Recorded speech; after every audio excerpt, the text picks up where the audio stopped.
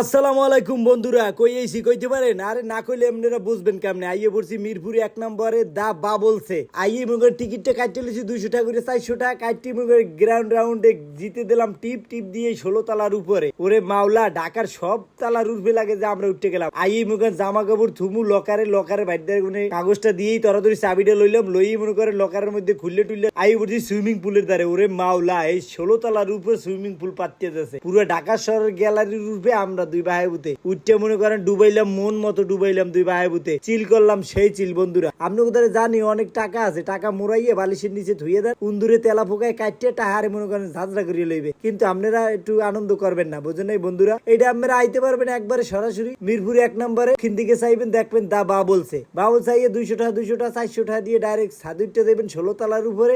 উঠতেই মনে করেন ডুবাইয়ে চক্ষু মুক্কু লাল করিয়ে লইবেন, মজা পাইবেন, ফিল পাইবেন। প্রিয় বন্ধুরা, যদি ভালো লাগে দা বাবলসে 16 তলার উপরে ডুবাইবেন, চক্ষু মুক্কু লাল করবেন। বুঝেন নাই ব্যাপারটা? আবার দেখা হইবে নেক্সট ভিডিওতে।